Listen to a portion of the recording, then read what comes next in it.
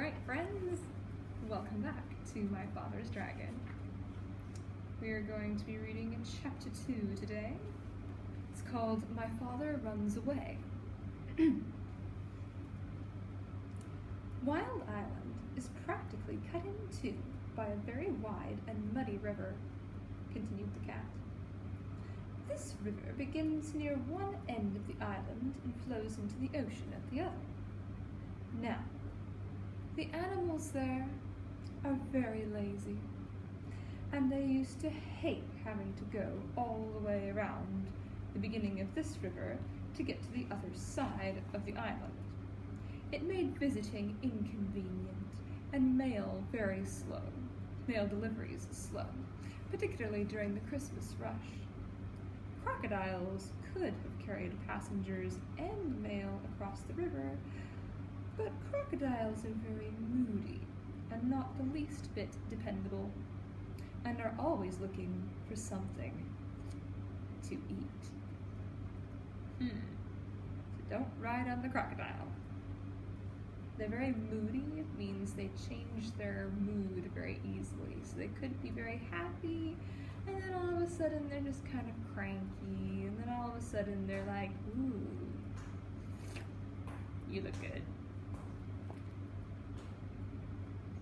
They don't care if the animals have to walk around the river, so that's just what the animals did for many years.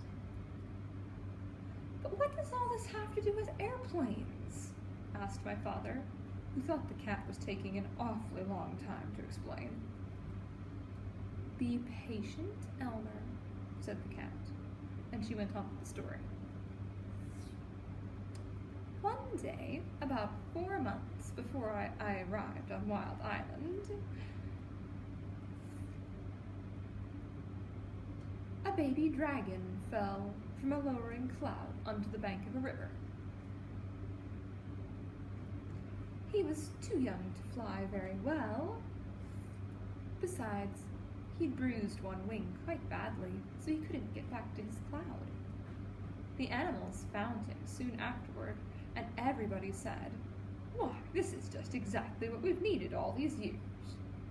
They tied a big rope around his neck and waited for the wing to get well. This was going to end all their crossing river troubles. "I've never seen a dragon," said my father. "Did you see him? How big is he?" "Oh, yes, indeed, I saw the dragon. In fact, we became good friends," said the cat. "I used to hide in the bushes and talk to him when no one was around. He's not a very big dragon, about the size of a large black bear, although I imagine he's grown quite a bit since I left. He's got a long tail and yellow and blue stripes. His horn and eyes and bottoms of his feet are bright red, and he has gold-colored wings." "Oh, how wonderful!" said my father. "What did the animals do with him when his wing got well?" "They started training him to carry passengers, and even though he's just a baby dragon, they work him all day, and all night too sometimes. They make him carry loads that are much too heavy, and if he complains, they twist his wings and beat him." "Oh, the poor dragon." "He's always tied to a stake on a rope, just long enough to go across the river. His only friends are the crocodiles, who say, 'Hello,' to him once a week, if they don't forget. Really, he's the most miserable animal I've ever come across. When I left, I promised I'd try to help him someday, although I couldn't see how. The rope around his neck is about the biggest, toughest rope you can imagine, with so many knots it would take days to untie them all. Anyway, when you were talking about airplanes, you gave me a good idea. Now, I'm quite sure that if you were able to rescue the dragon, which wouldn't be the least bit easy, he'd let you ride him most anywhere, provided you were nice to him, of course. How about trying it? Oh, I'd love to, said my father, and he was so angry at his mother for being rude to the cat that he didn't feel the least bit sad about running away from home for a while. That very afternoon, my father and the cat went down to the docks to see about ships going to the island of Tangerina. They found out that a ship would be sailing next week, so right away they started planning for the rescue of the dragon. The cat was a great help in suggesting things for my father to take with him, and she told him everything she knew about Wild Island. Of course, she was too old to go along. Everything had to be kept very secret, so when they found or bought anything to take on the trip, they hid it behind a rock in the park. The night before my father sailed, he borrowed his father's knapsack. Now, a knapsack was a different word used for a backpack. It's basically a backpack. It usually had less zippers and more buckles. That's a knapsack. Can you say knapsack? Knapsack. And he and the cat packed everything very carefully.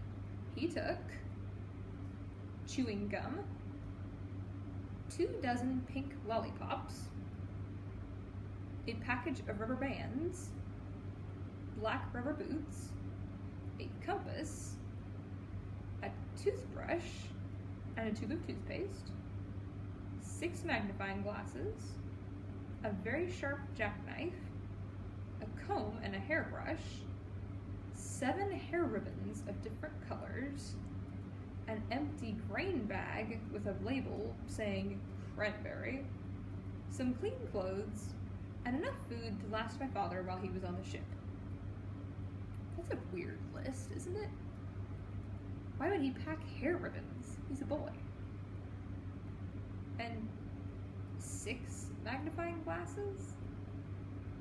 Really? Alright. We'll see.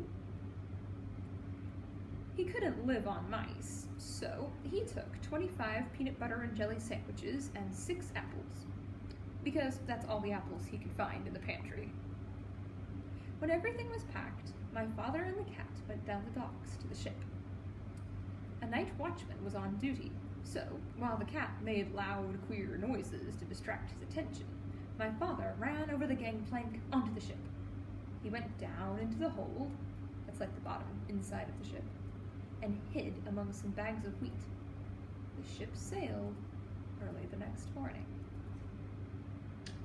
Ooh, we're going on an adventure! I wonder...